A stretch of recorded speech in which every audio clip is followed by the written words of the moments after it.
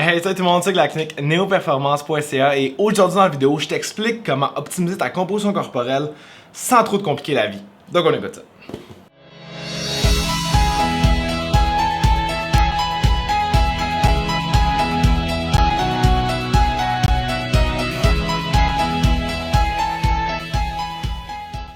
Donc, quand vient le temps de se remettre en forme, souvent vous allez voir des professionnels de la santé, vous allez voir des naturopathes, nutritionnistes, entraîneurs, bref, vous allez voir quelqu'un et cette personne-là vous trouve plein de petits bobos à plein d'endroits et là vous commencez à vraiment vous compliquer la vie avec plein de choses. Est-ce que j'ai une résistance à l'insuline? Est-ce que j'ai trop de cortisol? Est-ce que j'ai un problème avec ma thyroïde? Est-ce que j'ai... Bref, plein de problèmes vont s'en venir et là, justement, vous savez plus où vous donner la tête. Même le monde qui vous suit ne savent plus où vous donner de la tête parce qu'ils essaient de tout trouver, tous les bobos possibles. Mais au final, il faut tout le temps revenir à la base et à la base, ça fonctionne relativement, quasiment toujours. Donc aujourd'hui, on vous donne 8 points efficaces pour te remettre en forme sans te compliquer la vie. Donc le premier point pour essayer de te remettre en forme le plus facilement possible, ça va être de limiter ou de couper le nombre de glucides que tu manges actuellement. Les chances sont que tu manges déjà trop de glucides après ma barre parce qu'on a au Québec une habitude de manger beaucoup trop de glucides. Donc les glucides, tu devrais voir ça comme c'est mérité. Donc, si tu fais un sport, si tu fais une activité physique, tu pourrais manger des glucides. Moi, ce que je conseille comme glucides, ça va être comme exemple du gruau, des fruits, des légumes racines, des patates douces, du riz brun, des choses comme ça. Ça peut être du riz blanc aussi.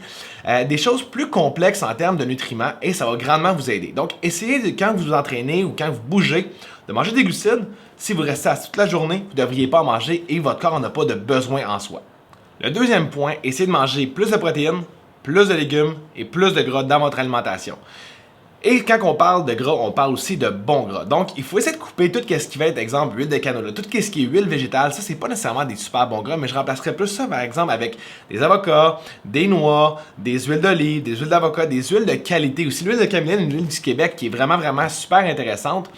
Donc, le monde, ce qu'ils vont faire, c'est que dans les repas principaux, ils vont souvent avoir, comme j'ai mentionné dans le point précédent, trop de glucides. Donc, essayez d'avoir des repas principaux avec des protéines, beaucoup de légumes. Donc 50% de votre assiette devait être en légumes et pas seulement des légumes verts, mais des légumes colorés. Donc mettez l'arc-en-ciel dans votre assiette pour venir baisser votre inflammation et donner plus d'antioxydants, accompagné tout le temps avec un petit peu de bon gras, ce qui va venir gérer votre glycémie et votre système hormonal. Troisième point, essayez de bouger environ 3 fois par semaine. Si pour vous, faire de l'entraînement musculaire, c'est pas pour vous, vous aimez pas ça, ce n'est pas grave. Faites juste de l'activité physique au minimum 30 à 40 minutes 3 fois par semaine. Ce que ça va venir faire, ça va venir activer votre système métabolique en soi. Donc, vous allez brûler plus de gras même quand vous vous entraînez pas. Donc, ça, c'est une grosse avantage.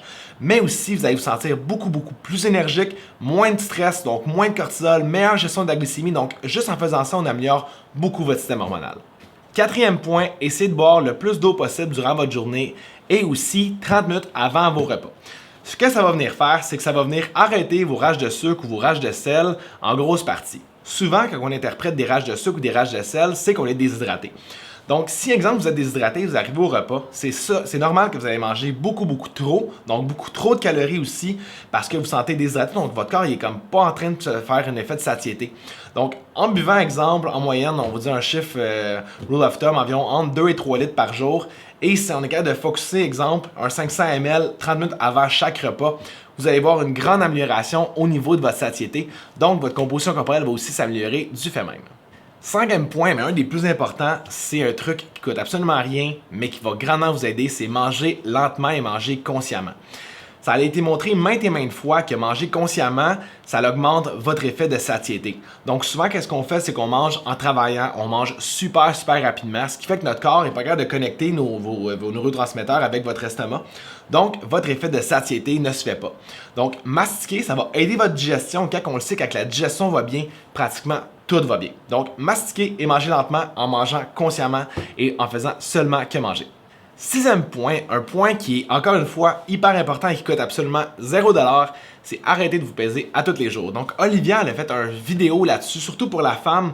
Qu'est-ce qui cause la variation de poids? Donc, que vous entraînez, que vous buvez pas assez d'eau, que vous buvez trop d'eau, que vous mangez du sel, que vous mangez autre chose aujourd'hui, votre poids va fluctuer.